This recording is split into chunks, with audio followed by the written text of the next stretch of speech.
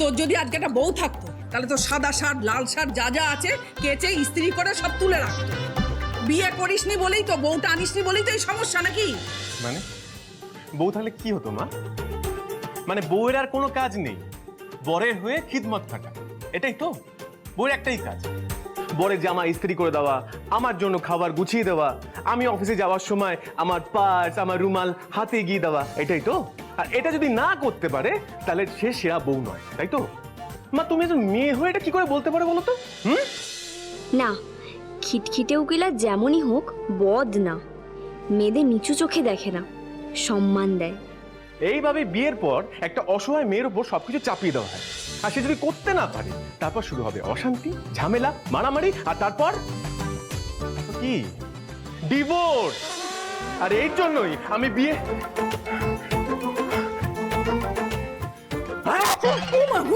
আরে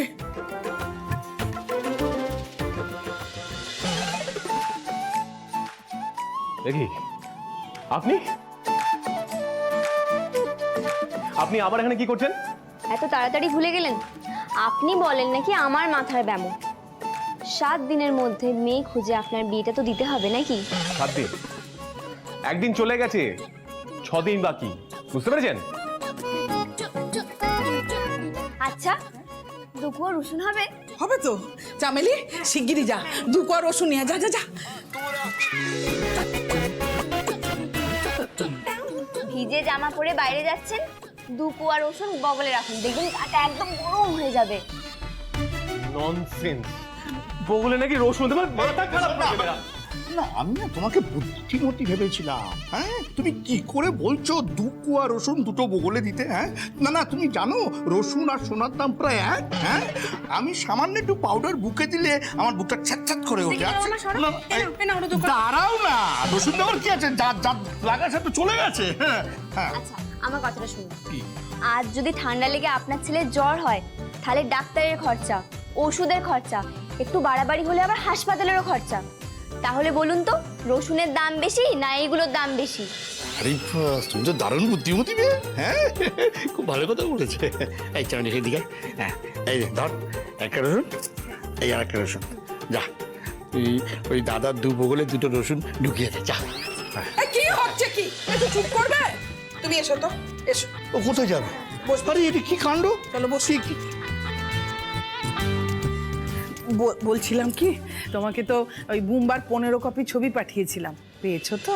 বুম্বা মানে প্রসেনজিৎ? ওই তার ছবি তো পাইনি। আমরাও প্রসেনজিতের সঙ্গে ছবি তুলবো।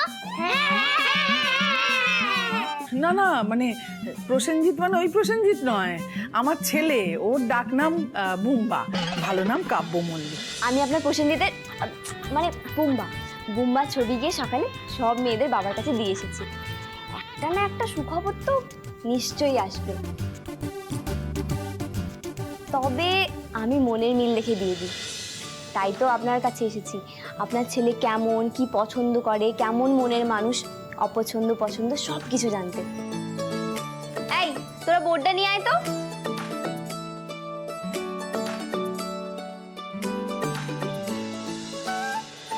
তাড়াতাড়ি রাখ বোর্ডটা।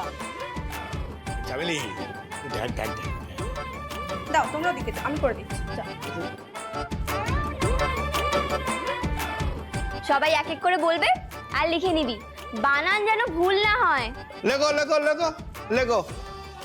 ছেলে একেবারে মা নেওটা, হদ্দ বোকা। হ্যাঁ, হদ্দ বোকা। না হলে এই বুড়ি মাকে নিয়ে কেউ সোনার দোকানে প্রতি মাসে গিয়ে সোনা কেনে আর গচ্চা দিয়ে আসে? ছেলেটা একেবারে অপদার্থ, খরুচে, বেহিসেবে। কি বললো রে? অপদা? এই একদম ওটা লিখবি না, আমার ছেলে মোটে অপদার্থ নয়। এই তো আমার এক বন্ধু, বুঝলি, পয়সার অভাবে নিজের ডিভোর্সের মামলা নিজে লড়তে পারছিল না, কাব্য করে ফ্রিতে লড়ে দিয়েছে। হ্যাঁ, আরে ও তো জিমেও যায় না, কিন্তু কি সুন্দর বডি, দারুণ বডি ওর, সবসময় হেলদি খাবার খায় তো। আর আমরা এতদিন ধরে জিম করছি, কিচ্ছু হলো না। লেখ ঋত্বিক রোশনের মতন হাতের গুলি। আরেকটা কথা জানো তো, ওনার সব দিকে খেয়াল আছে, মানে প্রতি বছর আমাকে ওই মানে পয়লা বৈশাখে প্রথম পাজিটা ওই আমায় এনে দেয়। দাদা ভাই না কোর্টের সওয়াল জবাব করতে করতে একেবারে খিটখিটে হয়ে গেছে। কিন্তু দাদা ভাই না আসলে খুব সুইট, একটা মিষ্টি মানুষ, সব আবদার রাখে।